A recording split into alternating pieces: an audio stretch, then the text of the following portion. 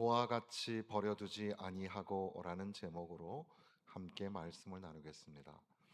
요한복음 14장은 15장과 16장과 함께 요한복음 전체가 성경 복음서에서 가장 많이 설교로 전달되어지는 복음서인데, 그 중에서도 이 14장, 15장, 16장이 많이 성도들에게 선포되어지는 말씀입니다. 특별히 요한복음 14장은 처음에 시작이 근심하지 말라. 예수님께서 떠나신다고 하니까 근심하지 말라. 그리고 마지막에 가서도 근심하지 말라. 그러니까 근심이 뭔지 모르는 사람이 아니라 근심할 수밖에 없는 상황에 있는 사람들에게 예수님께서는 근심하지 말라 이렇게 말씀하시고, 도리어 너희에게 평강이 있을지어다. 너희 안에 평안이 있을 것이다. 근심이 어떻게 평안으로 바뀌는가, 그런 말씀도 이 안에 담겨져 있고, 물론 내가 곧 길이요 진리요 생명이니 나로 말미암지 않고는 아버지께로 올 자가 없느니라, 이 말씀도 이 14장에 있는 말씀입니다. 그리고 지금 우리가 읽고 있는 보혜사 성령과 고아의 말씀도 여기에 기록이 되어 있고, 그리고 전체적인 맥락으로 요한복음이 강조하는 서로 사랑하라, 나의 계명을 지키는 자, 바로 그가 예수를 따르는 자이고 성령이 함께 하시는 자이고, 그러니까 주의 계명은 서로 사랑하라 하는 계명인데, 어떻게 우리가 이웃을 사랑하며 살아갈 수 있을까에 관한 말씀도 이 안에 담겨져 있다. 이렇게 아주 중요한 말씀들이 많이 담겨져 있는 그런 본문인데요. 시간이 되는 대로 오늘 말씀들을 나름대로 정리해서 다시 한번 여러분들에게 소개를 해드리고자 합니다.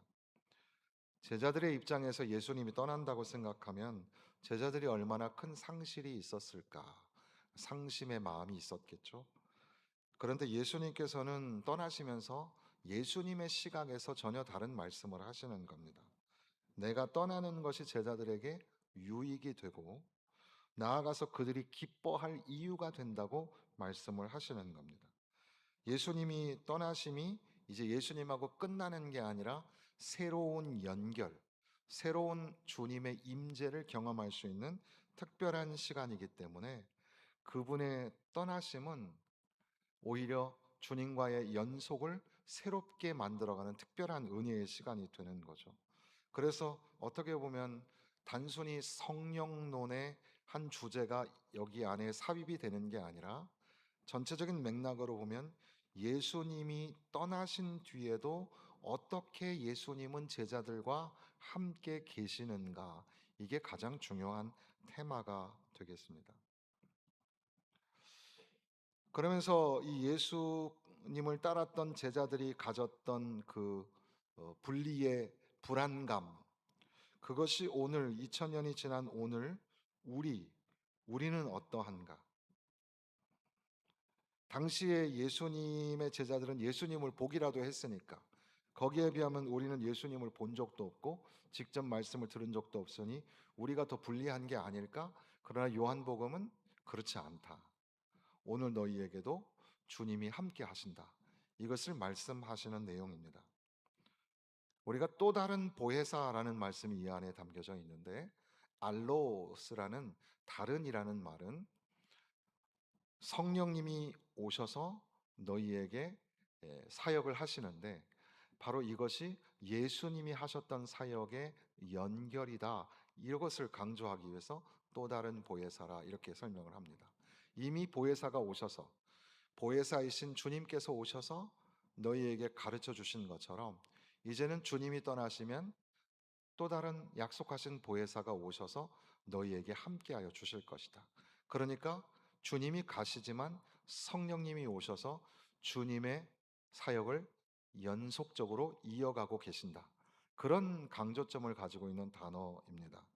아시는 대로 이 보혜사라는 단어가 파라클레토스라는 말이 해석하기가 참 어려운 단어여서 영어 번역의 역자마다 다양한 뜻을 가지고 있죠. 그래서 크게는 위로자, 상담자, 돕는 자, 대언자, 변호자, 그러니까 법정에서 곁에 서서 변호하거나 돕는 사람이 파라클레이토스라고 했습니다. 그리스어에.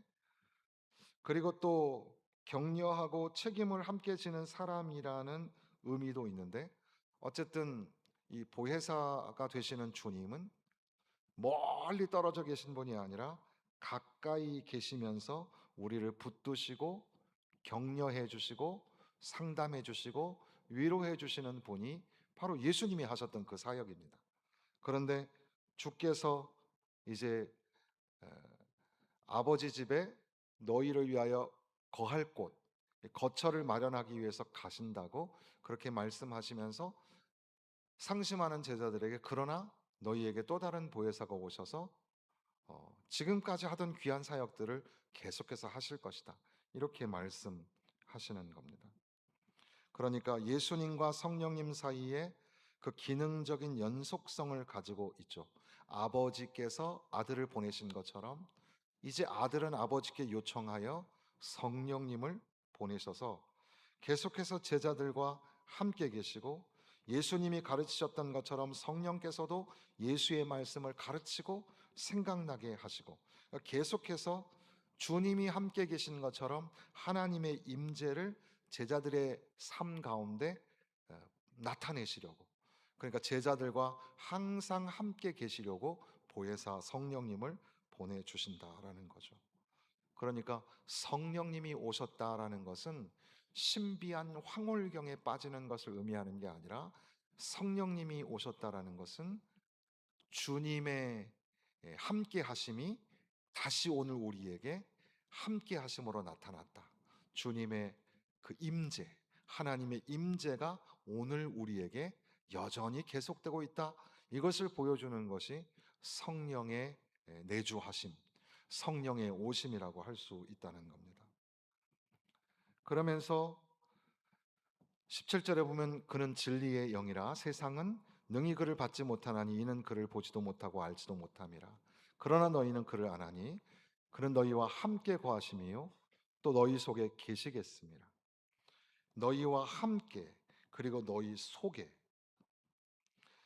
그러니까 성령님은 단지 멀리 계시면서 우리를 돕는 분이 아니라 우리 곁에 계시는 분이고, 우리 곁에만 계시는 것이 아니라 믿는 사람들, 성도들의 그 안에 주님이 계신다고 말씀하시는 겁니다. 사실 그 2절에도 내 아버지 집에 거할 곳이 많도다, 이런 말이 있고, 23절에도 보면은 우리가 그에게 가서 거처를 그와 함께 하리라라는 거처라는 말이 나오거든요. 이 모네라는 말, 거처, 머물다, 거하다라는 뜻인데, 요한복음 14장은 예수님께서 아버지 집에 가서 너희가 거할 거처를 마련하겠다고 말씀하시면서, 동시에 하나님께서는 우리 안에다가 당신이 계실 거처를 정하시겠다고 말씀하시는 겁니다. 그러니까 하나님 집에 거하실 처소를 만드시는 하나님은 또 동시에 우리 안에 당신이 거하실 거처를 마련하신다.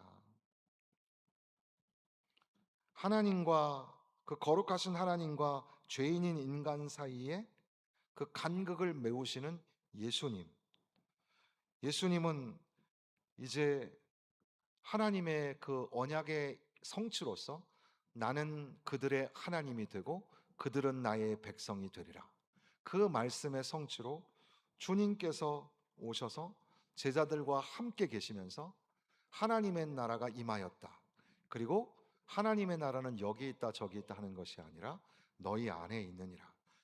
그들 안에 계신 예수님을 보게 하셨단 말이죠. 그리고 이제 약속하신 성령이 오셔서 이제는 빈곤하고 궁핍하고 상처 있는 그런 그 사람들의 마음 속에 주님이 오히려 그 자리에 거하시고 거처가 되셔서 그 거처 안에 거하시겠다고 말씀하시는 겁니다. 어떤 여자 목사님 설교집을 본 적이 있는데, 그 목사님 설교집의 요 내용에 대충 내용은 다 비슷한데 거기에 약간 탁월한 그런 핀셋으로 이렇게 꼬집어내는 것 같은 내용이 하나 있었는데, 그것은 거처라는 말이 자기 비움이다. 그러니까 요한복음 14장을 그분은 자기 비움으로 읽는 것 같았습니다. 거처, 내 안에 성령님이 계신다. 이것이 우리가 거처라는 말을 묵상하게 되는 건데, 그 말의 깊은 의미는 하나님께서 내가 너 안에 거할 것이니까 너는 내려와라, 이렇게 말씀하시는 거. 내 안에 내가 집을 짓고 내가 주인으로 살았는데, 이제는 성령께서 오셔서 내 안에 내주하시고 내가 그 안에 살겠다고 말씀하시는 것은 우리가 우리 자신을 비워내고 내려놓는 것을 의미하는 것이다. 굉장히 예리한 그런 관찰이라고 생각을 합니다. 그것은 오늘 본문 14장 안에 드러난 단어는 아니지만, 그것이 의미하는 바는, 이제는 예수의 제자들은 자기 의지로 살아가는 게 아니라 하시는 성령님을 따라서 살아가는 존재구나, 이런 것들을 깨닫게 되는 거죠. 그러면서 이어서 나오는 것이, 내가 너희를 고아와 같이 버려두지 아니하고 너희에게로 오리라. 여러분, 우리나라가 고아를 수출한 나라인 건 아시죠?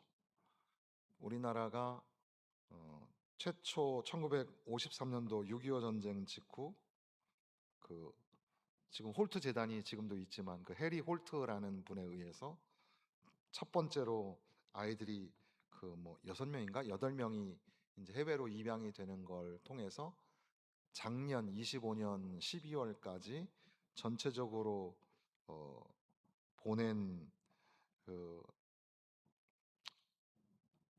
입양된 아동이 16만 8,608명이었다고 합니다. 1980년대에는 그 80년대에만 6만 5,329명의 아동이 해외로 입양되었다. 한국은 고아 수출국의 오명을 가지고 있다.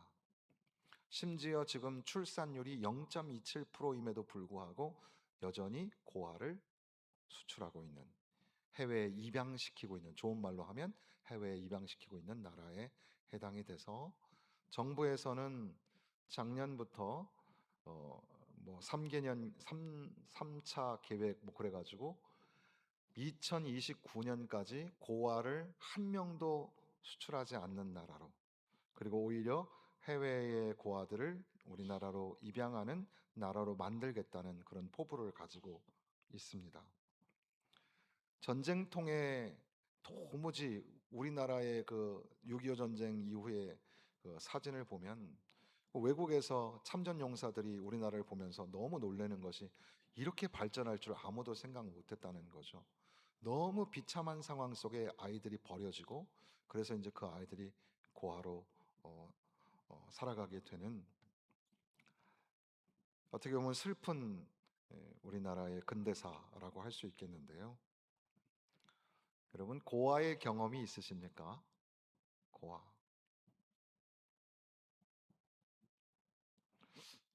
저는 개인적으로 고아 같은 경험을 가지고 있습니다.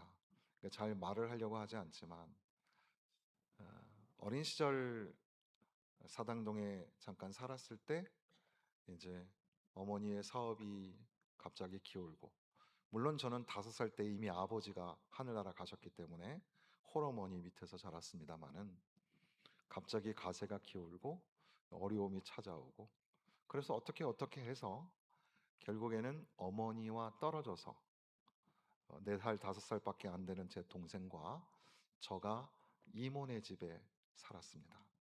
이모네 집도 나무 판자촌 집이었는데, 거기에서 사촌들과 함께 한 방에 쪼르륵 누워서 그렇게 지내고, 학교 갔다가 다시 이모네 집에 오고, 그리고 이제 토요일이 되면 엄마가 계신 곳에 가서 엄마와 함께 주일을 보내고 다시 이모네 집으로 또 학교에 가야 되니까, 그때는 그런 것들을 감성적으로 이해할 수 있는 나이가 아니었습니다. 그러니까 그냥 막 살았습니다. 아마도 이게 이 설교가 저희 어머니도 들으시기 때문에 조금 그렇긴 한데, 얼마나 힘들었으면 그렇게 하셨을까 그런 생각을 하죠. 그리고 이렇게 살아서는 안 되겠구나. 그래서 얼마 안 있다가 아무리 힘들어도 우리 같이 살자. 그래서 정말 그 학고방 같은데 이제 엄마와 함께 살고, 또 학교 갔다 오면 엄마가 저녁 늦게까지 들어오시지 않으면 어린 동생을 안고 캄캄한데 그렇게 있어야만 했었습니다.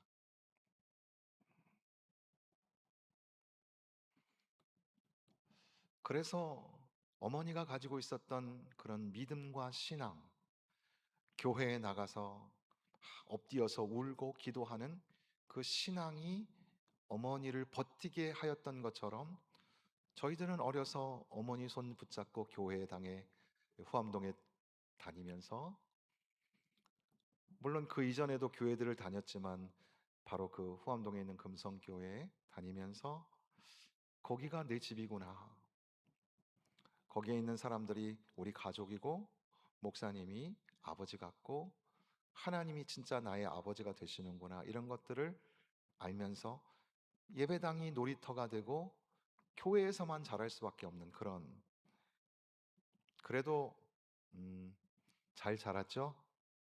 고아 같은 인생인데 참 잘 자랐습니다. 이 올파노스라는, 이 헬라어의 올파노스가 영어의 올펀이 되겠죠. 고아라는 단어가 될 텐데, 부모를 잃었거나 보호자가 없는 사람을 가리키는 말입니다. 그런데 이 단어는 단순히 감정적인 비유로 사용되는 단어가 아니라 실제로 자신들을 이끌어주던 주님이 갑자기 떠나시겠다고 하니까 황망한 거예요. 이제 앞으로는 어디로 가야 되지? 누구에게 물어야 되지? 누가 자신들을 인도해야 할지, 어떤 사역을, 어떤 일을 어떻게 해야 될지 아무것도 모르는 상황으로 빠지게 되는 겁니다. 예수님이 없는 미래는 생각을 해본 적이 없는 거예요. 근데 예수님께서는 어, 근심하고 있는 제자들을 향하여 너희를 고아와 같이 버려두지 아니하고 너희에게 오리라 말씀하십니다. 우리나라 근대사에 아이를 서울역 광장이나 역에다가 앉혀놓고 엄마가 좀 이따 올게, 좀 이따 올게 하고 그러고 헤어진 아이들이 얼마나 많습니까? 예수님께서는 오리라, 학자들은 구체적으로 오리라라는 말씀이 부활 후에 제자들에게 나타나시는 것이다 말씀하는 사람들도 있고, 보혜사 성령의 오심을 강조하는 말씀이다. 또 어떤 분들은 재림 때 오시는 것까지를 포함하는 것이다. 예수님의 부활, 성령의 오심, 재림, 뭐 다 설명이 가능하겠습니다만은, 그런 것들을 막 세부적으로 논하는 게 중요한 게 아니라, 중요한 건 뭐냐면 예수님께서 가시지만 제자들을 버려 두시지 아니하고 예수님이 하셨던 일을 똑같이 하실 성령님이 오셔서 제자들과 계속해서 함께 하신다. 내가 너희와 지금 함께 있는 것처럼 성령님이 오셔서 똑같이 너희와 함께 하여 주실 것이다. 그러니까 절대로 너희를 버리지 않는 것이다. 이게 가장 중요한 중심이겠죠. 우리가 읽지 않았지만 19절 말씀에 보면 어, 조금 있으면 세상은 다시 나를 보지 못할 것이더니 너희는 나를 보리니 이는 내가 살아있고 너희도 살아있겠습니다. 내가 살아있고 너희도 살아있겠습니다. 예수님은 사실은 제자들이 전혀 생각 못하고 있는 죽음의 길을 가려고 하시는 건데, 그러나 죽음을 눈앞에 두고 계신 예수님께서는 죽음을 마지막 사건으로 보시는 게 아니라 그 너머의 생명을 바라보시면서 너희도 살겠고 내가 살고 너희도 살겠다, 이렇게 말씀하시는 겁니다. 예수님의 곁에 있고 예수님과 함께 길을 걷고 예수님과 함께 만찬 자리에 있었던, 예수님과 항상 친밀한 가운데 있었던 그런 제자들을 향하여 내주하시는 성령이 너희와 함께 하실 것이고 결국에는 내가 살고 너희도 살게 될 것이다. 생명에 관한 말씀을 하신다는 거죠. 하나님의 임재는 그저 단순히 그저 우리가 감성적으로 나 외로워, 나 혼자 있어, 그런데 내가 너와 함께 해줄게, 그런 정도가 아니라 생명이구나. 하나님이 함께 하시는 것은 생명이구나. 나를 살게 하시는 거구나. 20절에 가서는 그날에는 내가 아버지 안에 너희가 내 안에 내가 너희 안에 있는 것을 너희가 알리라. 요한복음의 여러 가지 신학적 주제 중에 하나가 mutual indwelling이라는, 이게 우리나라 말로 하면 상호 내주 뭐 이렇게 표현하는 단어인데요. 그러니까는 아버지가 내 안에 계시고 내가 아버지 안에 있고, 마찬가지로 주님 안에 우리가 있고 우리 안에 주님이 계시겠다고 그렇게 말씀하시는 겁니다. 이게 엄청난 친밀감이죠. 그러니까 주님이 내 곁에만 계셔도 좋은데, 그죠? 주님을 바라고 보기만 해도 좋은데, 주님이 내 곁에만 있는 게 아니라 내 안에 거하시고 주님 안에 우리가 있고, 이거는 뭐 엄청난 파격적인 일이죠. 어느 종교에도, 어느 우상, 어느 종교에도 그런 일이 없어요. 주님께서는 너희가 내 안에 있다, 내가 너희 안에 있다, 아버지 안에 내가 있고 내 안에 아버지가 계신 것처럼 내가 너희 안에, 너희 안에, 너희가 내 안에. 그러니까 내가 너희를 위하여 거처를 준비한다, 이 말씀은 단순히 천국에, 우리가 죽으면 가서 천국에 가서 맞이하게 될 그 집만 얘기하시는 게 아니라 아버지와 아들과 성령을 통하여 우리 안에 계시는 거처, 내가 너희와 세상 끝날까지 항상 함께 하시겠다고 하시는 바로 우리 안에 있는 거처를 말씀하시는 거예요. 그것이 그냥 단순한 집이 아니라 하나님의 특별하신 그 친밀함, 생명을 우리에게 허락하시는 친밀함이라고 우리는 이 말씀을 읽어낼 수가 있는 겁니다. 고아 이야기를 조금 더 해보면, 고아로 버려두지 아니하신다는 것은 우리가 하나님의 자녀가 되었다는 사실을 의미합니다. 로마서 8장 15절에 아바 아버지라는 말씀이 있죠. 아바 아버지. 하나님의 자녀에게 합당한 삶을 살게 하시고 아버지를 닮아가도록 우리를 변화시키는, 바로 그것이 고아와 같이 버려두지 아니하신다는 말씀과 연결이 되는. 그래서 이제 신학생들은 이 어독션이라고 해서 양자됨 이런 단어들을 배우기도 하는데, 쉽게 말하면 하나님을 아버지라 부르고 하나님께서 우리를 자녀 삼아 주시는 것, 이게 성경의 굉장히 중요한 메시지죠. 그래서 J.I. 패커라는 아주 유명한 신학자가, 저희 시대에도 그랬는데 지금까지도 신학생들이 필독서로 읽어야 되는 책 중에 하나가 하나님을 아는 지식이라는 책이 있습니다. 그 책이 결국 강조하는 이야기는 우리가 하나님을 실제로 얼마나 아느냐가 중요한데, 그 알미, 하나님을 아버지로 얼마나 아느냐, 그리고 우리가 하나님의 자녀인 것을 얼마나 아느냐가 기독교의 가장 중요한 중심이라고 그렇게 말씀하는 겁니다. 하나님을 거룩한 창조주로 믿는 것과 동시에 그 하나님이 나의 아버지라는 사실, 하나님은 우리의 예배를 받으시는 전능하신 하나님이면서 동시에 그 자녀들이 아바 아버지라 부르는 하나님이라는 사실이죠. 여러분, 하나님이 아버지가 되시는 것을 믿으십니까? 하나님을 아버지라 부르는 것, 이것이 굉장히 간단한 것 같지만 이게 아주 중요한 복음의 메시지입니다. 그러니까 고아와 같이 버려두지 아니하신다는 말씀은 단순히 하나님이 곁에 계신다라는 정도가 아니라 하나님이 우리를 하나님의 집으로 받아들이시고 하나님의 자녀로 삼으시고 성령을 우리 안에 거하게 하셔서 더 깊이 알고 더 하나님의 그 안정감과 친밀감 속에서 살아가게 하고, 그리고 점점 더 하나님을 닮아가게 하시는 것, 그것을 포함하는 단어가 너희를 고아처럼 버려두지 아니하겠다, 그런 말씀이라는 겁니다.